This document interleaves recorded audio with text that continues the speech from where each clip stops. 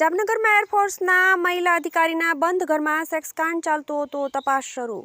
રજા પરથી આવીને મહિલાએ તાળું ખોલ્યું તો સિમેન્ટના ડાઘ વાળ દેખાયા.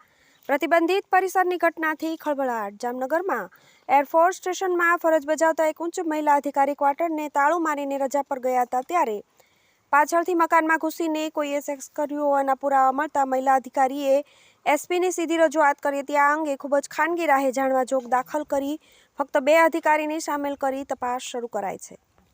આધારભૂત સૂત્રોમાંથી પ્રાપ્ત વિગત અનુસાર જામનગરના એરફોર્સ સ્ટેશનમાં એક ઉચ્ચ મહિલા અધિકારી રજા પર ગયા હતા. તેઓ પાછા આવ્યા અને ઘરમાં જોયું તો કોઈએ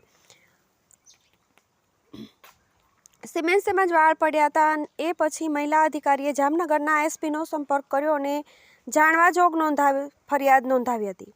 આ મામલાની ગંભીરતાને ધ્યાને લઈ એસપી દ્વારા તાત્કાલિક તપાસનો ધમધમાટ શરૂ કર્યો છે. મહિલા અધિકારીના ઘરમાં કોઈએ બળજબરીથી પ્રવેશ કર્યો હોય તેવા નિશાન પોલીસને મળ્યા નથી.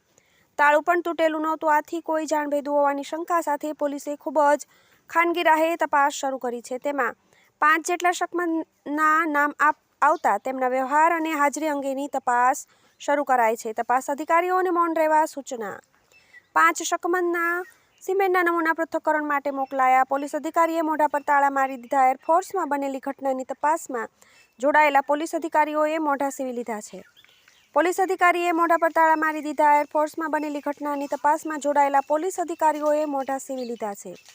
આ તપાસમાં તેમણે કોઈપણ કોન્સ્ટેબલ, હેડ કોન્સ્ટેબલ કે રાઇટરને સાથે રાખ્યા નથી. ફક્ત તેઓ જઈને ખૂબ જ ખાનગી રાહે તપાસ ચલાવી રહ્યા છે. 5 શકમંદના ડીએનએ ટેસ્ટ કરાયા. 5 જેટલા શખ્સ શંકાના ઘેરામાં છે. પોલીસે તેમની પૂછપરછ કરીને અન્ય રીતે પણ તપાસ કરાયા પછી આ તમામ લોકોના સિમેન્ટના સેમ્પલ લઈ પૃથ્થકરણ માટે લેબોરેટરીમાં મોકલાયા છે. આ જો સેમ્પલ ઘરમાંથી મળેલા સેમ્પલ સાથે મેચ થશે તો ગુનેગાર પકડાઈ જશે. પોલીસ હવે આ ડીએનએ રિપોર્ટની રાહ જોઈ રહી છે. TV18 news, Jamnagar.